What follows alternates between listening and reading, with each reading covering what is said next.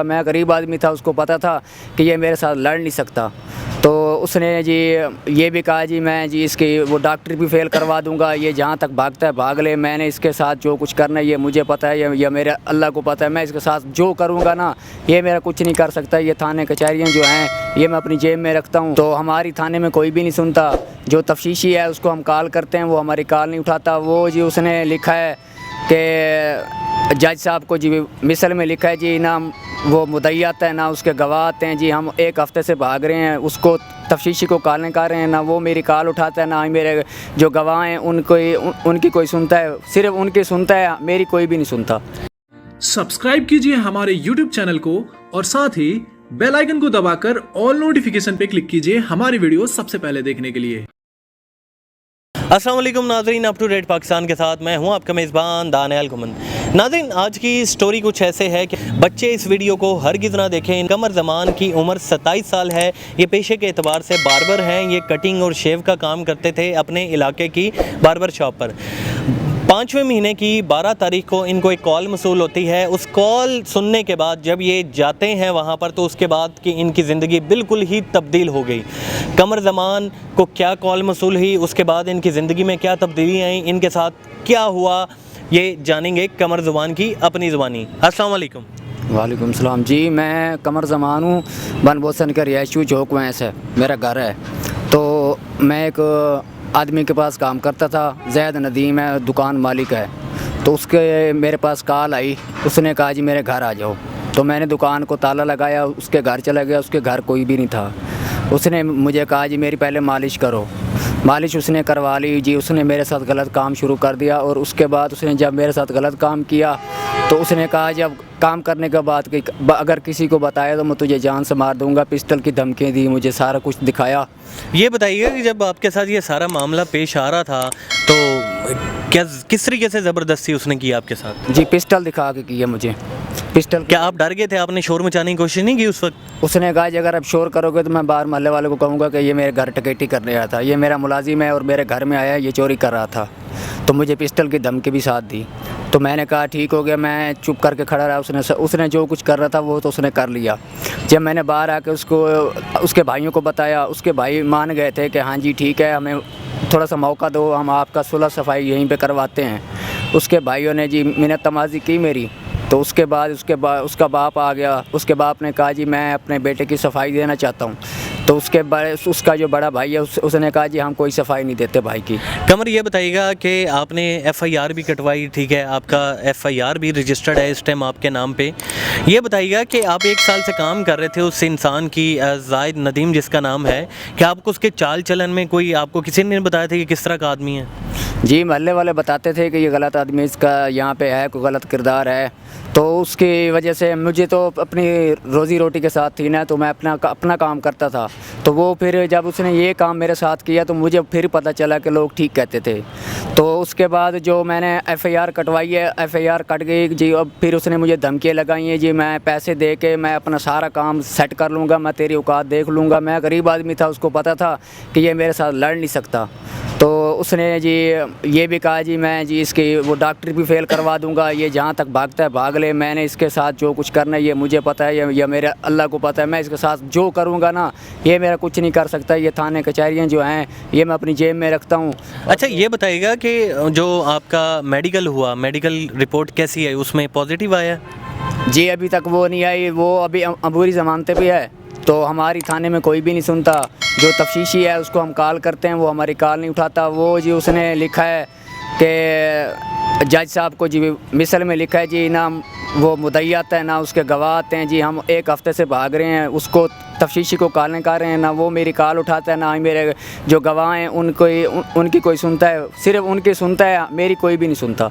क्या पुलिस ने उनको जब आपके जो मुलजिम हैं उसको थाने बुला के कोई तफ्तीश वगैरह की थी आपके सामने? जी उसने तफ्तीश की थी, और उसने मुझे भी बुलाया था और मैं भी गया था। जब मैं वहाँ पहुँचा तो उसने कहा जी मैं आपकी वो शामिल तशवीश कर रहा था, आपके वो कहाँ हैं जो गवाह हैं। मैंने कहा सर आपने मुझे नहीं बताया था कि आप अपने गवाह लेके आओगे, आपने सिर्फ यही कहा था कि 4 बजे आप थाने पे आ जाना। तो जो मेरे गवाह थे वो तो अपने काम धंधे में थे। मैंने उसको कहा जी मैं बुलवा लेता हूँ अपने गवाह। उसने कहा जी अभी आज नहीं, फिर कल बुला लेना। जी मैं कल फिर लेके गया थाने में, उसने हमारी कोई बात भी नहीं सुनी। बाहर मिला था, वो कहीं जा रहा तो उसने कहा जी अब मैं कल आऊँगा, आज नहीं आ सकता। अच्छा ये बताइएगा, आपने बताया कि आपको जान से मारने की धमकियां मौसूल हो रही हैं और आपको लोगों के तरफ से कहा जा रहा है कि आपको अगर इसने पर्चा वापस न लिया तो मैं इसको जान से मार दूंगा, और दूसरा आपके खिलाफ अदालत में और भी कोई मुकदमा मेरे ख्याल आपके मुलजिम ने किया हुआ है। जी उसने जी मेरे साथ 50 लाख का वो दरख्वास्त दी हुई है कचहरी में। सुबह मुझे आज ही कॉल आई है कचहरी से, जी आपके ख़िलाफ़ जी दरख्वास्त आई हुई है 50 लाख का, आपने उसके साथ फ्रॉड किया हुआ है। तो जो उसने दरख्वास्त में लिखा है जी मेरी मोटरसाइकिल है, जी मेरी पेटी है, मेरा जो सामान है इसने ये सारा से बेच दिया है, ख़त्म कर दिया है। और जिस बंदे को इसने बेचा है वो बंदा मेरे पास है, वो इसके घर से वो इसके हाथ से ले गया सामान, और वो मेरा ज़ामीन है इस बात का। तो उसके बाद अगर मेरे पास 50 लाख रुपये होता तो मैं यहाँ पे बैठा होता। नाज़रीन, कमर ज़मान की अगर आपको स्टोरी बताऊं तो इनके साथ जो वाक़या पेश आया, इनके साथ ज़बरदस्ती की गई, ज़्यादती की गई। उसके बाद जब ये थाने पहुंचे हिम्मत करके, अमूमन होता ही है कि ऐसे केसेस में लोग अपनी इज़्ज़त बचाते हैं और लोग कहते हैं कि हम नहीं जाएंगे, खामोश हो जाते हैं। और ऐसे जो दरिंदा सिफ्त लोग हैं, ये ज़ाहिद नदीम जैसे, उनका हौसला बढ़ता है। कमर ज़मान ने हिम्मत की, थाने गए, FIR कटवाई, ठीक है, मेडिकल के लिए भी मेडिकल भी इन्होंने करवाया। और उसके बाद इनको अब जान से मारने की धमकियां दी जा रही हैं, इनकी थाने में कोई नहीं सुन रहा। और आगे ये जो सिलसिला बन रहा है, इनके जो मुलजिम हैं उन्होंने उल्टा, वो कहते हैं ना, उल्टा चोर कोतवाल को डांटे, वही काम किया कि अदालत में इनके ऊपर 50 लाख रुपये हर्जाने का नोटिस दे दिया कि उसमें यह लिखा गया कि मेरी नाई की जो दुकान थी वहाँ से सामान चोरी किया। आप खुद समझदार हैं कि क्या 50 लाख रुपए का सामान नाई की दुकान से चोरी हो सकता है? कमर ज़मान, अभी आप क्या करने जा रहे हैं या क्या सोच रहे हैं, आगे क्या करेंगे? जी मुझे फ़ैसला चाहिए, जी मुझे इंसाफ़ चाहिए। मुझे इंसाफ़ नहीं मिल रहा, मेरी तो कोई भी नहीं सुन रहा, ना वो मेरा तफ्तीशी सुन रहा है।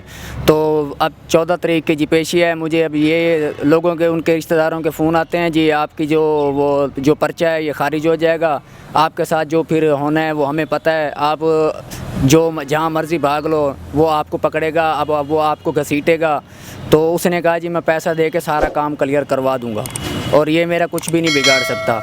उसके भाई जो हैं वो पहले कहते रहे कि हम राज़ीनामा करते हैं, उसके रिश्तेदार कहते रहे जी हम राज़ीनामा करते हैं। जी उसने कहा जी मैं इसके साथ अब राज़ीनामा नहीं करता, मैं देखूँगा ये अब कितनी देर तक मेरे साथ चलता है। मैं तो पैसा दे के सारा काम करवाऊंगा, इसके पास क्या है? ये तो 500 दिहाड़ी वाला था, इसके पास तो पैसे हैं नहीं, ना ये भाग सकता है कचहरियों में, ना थाने में कुछ दे सकता है। मैं सारा काम अपने पैसों से सारे क्लियर करवा दूंगा। और वो फिर मुझे धमकियाँ दिला रहा है जी लोगों से, फिर वो जी गालियाँ गलौची दे रहा है, मैं जी इसके साथ ये करवा दूँगा, वो करवा दूँगा। मैं अब जो है ना इसके घर जाऊंगा, इसके घर का जो सामान है वो बाहर निकलवा दूंगा, मैं इसके घर पे अब कब्ज़ा करवा दूंगा। तो मैं देखूंगा मुझे कौन रोकने आता है उसका। नाज़रीन, कमर ज़मान की स्टोरी आपके सामने ही है। ये कानून है कि जिसकी लाठी उसकी भैंस। इनके साथ बिल्कुल वही काम हो रहा है कि एक जो मुलजिम है इनका, एक तो इनके साथ ज़्यादती हुई उस दरिंदा सिफ्त इंसान ने, अब उल्टा इन्हीं के ऊपर ज़ोर ज़बरदस्ती और प्रेशर डाल के इनको धमकियाँ भी दे रहा है, इनकी जान को भी खतरा है। तो अब क्या अपील करेंगे आप हुकूमत से और सरकार से? हाँ, सरकार से यही जी हमारी रिक्वेस्ट है जी, आप जी हमें ये फ़ैसला मिले और हमारे इंसाफ मिले और उसको गिरफ़्तार किया जाए, उस मुलजिम को जो बाहर सीना तान के चल रहा है जी। अब वो फिर मुझे ये भी साथ कहता है जी जब मुझे ये पकड़वाएगा ना मैं इसको अपना बाप बुलाऊंगा, मैं ये करवा दूंगा, मैं वो करवा दूंगा जी, मुझे कोई भी नहीं हाथ लगा सकता। पुलिस, ये कचहरी, ये थाने, ये सारे मेरे हाथ में है। मैं यहाँ पे इतने अरसे से रहता हूँ मुल्तान में, मेरा कोई कुछ नहीं बिगाड़ सकता, मेरा बहुत तल्लुक़ है।